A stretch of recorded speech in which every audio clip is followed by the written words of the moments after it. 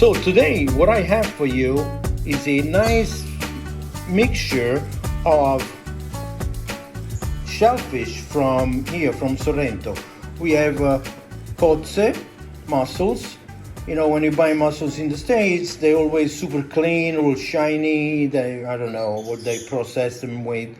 Here, they have barnacles on, and they also have a beard, which you see, when you take the beard off, the mussels start to die. So if you buy them, they already cleaned them 2 days ago, you're buying dead mussels. While those were still breathing because the beard was attached. So I removed them just a minute ago. And so we have that, and they're nice and heavy. That means that the fruit inside is really big. Then we have Vongole veraci. Look at these babies here. Right there you have like this kind, that kind. You know, like this is heavy. You know, it's one big fruit inside, and it's still alive. You see, it's still moving. And then we have lupini. This little baby. These little guys here might not be as meaty as the big guys here. You know, you can see the difference. See, this one is breathing right now. You can see the difference, and you know, you see. But these little guys here have a concentration of flavor, probably like 5-6 times as much as that guy right there. So I'm mixing the consistency, you know, the meaty with the punch of flavor. Let's get those guys married on the stove.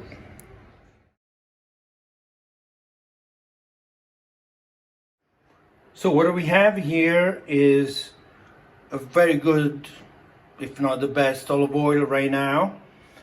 We have hot pepper, garlic, ginger, a little white wine. I just got to get it in small doses because I don't feel like drinking any. And I'm using medley pepper. We don't need any salt because the seafood already has this you know, this salty flavor from the sea, the Mediterranean Sea in this case. Fresh Italian parsley, and of course we are going to have our seafood. We are going to start by putting some extra virgin olive oil in there, 2-3 tablespoons, depending on the amount you're going to do. I'm going to put a nice 3 garlic cloves. I'm doing ginger because I want a little bit of, you know, it's an exception to the rule in Italy, but I want to give a little kick since I've been around the world a lot, so I'm going to put some ginger in there. I'm not going to grate it, I just want the flavor. So I do that. I'm going to do a little peperoncino, sprinkle that much because that's the much I want and I like. Make sure the fire is on low on a bigger burner.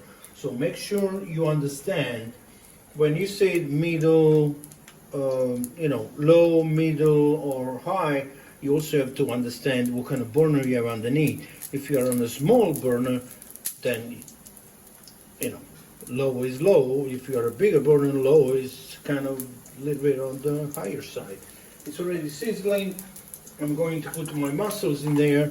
I'm not going to dump them because there is some breathing water in there, which might have some sand in there or something. So I'm going to put my mussels first. The house already smells like the Riviera, the Amalfi Coast. And next I'm taking, I soaked those overnight in actually I went to the shore and I got water out of the Mediterranean, really. And I soaked them in there so they felt like home and they were breathing and all the sand is out.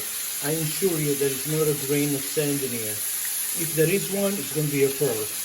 So I'm going to put those in. Just the sound makes me hungry.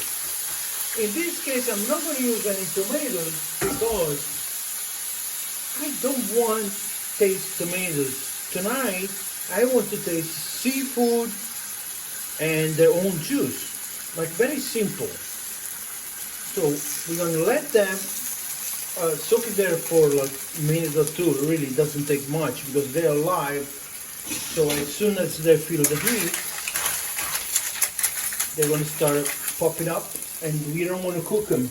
We just want them to open up. I'm going to cover it and wait. So that's how long it takes. That's it. Now, when I look at this, when I start moving them, they're all going to start popping open. And be careful. And look at the juice just came out. I didn't put any liquid in there. But I'm going to put a little wine. And at this time, just like that much. But at this time, I'm going to leave it open. Remember, we are not going to put any salt, nothing. We're just going to do that so everything is going to finish the job of popping everything open. That's how you know everything is done. If you see that anything is not really reacting or it's not opening up, that means that the shellfish is dead. In that case, you want to take it out and discard it because sometimes it could also be full of sand. So I'm going to do that. I'm going to prepare my next couple steps. If you had to do some linguine, some pasta, this would be the time to start your water and your pasta. I'm not doing anything. This is what I'm going to do with a nice chunk of a rustic bread. Not toasted, nothing. Just like a chunk of bread that you're going to dip in there. You could add some, I don't know, some tomatoes, some zucchini. All I want is, I want to feel like I'm swimming with them. And that's all there is to it at this time.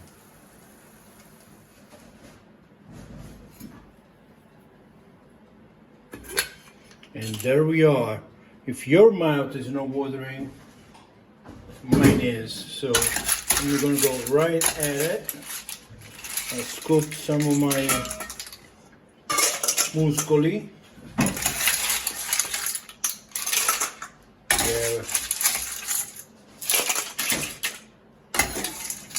Make sure I have some of this wonderful juice, which, by the way, if it's too much and you get some of this juice left over, you can always make a spaghetti aglio olio and throw some of those in there.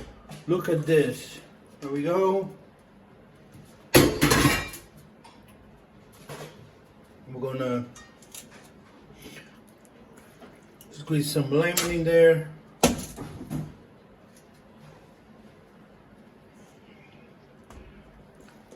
Fresh chopped parsley, mix it, bam, we got a winner dinner tonight. We're gonna do some crostini, no pasta, no rice, nothing, some crostini and just enjoy it. Buon appetito. Look at this one.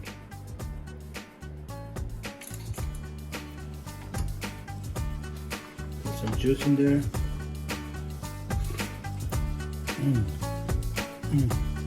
Oh yeah.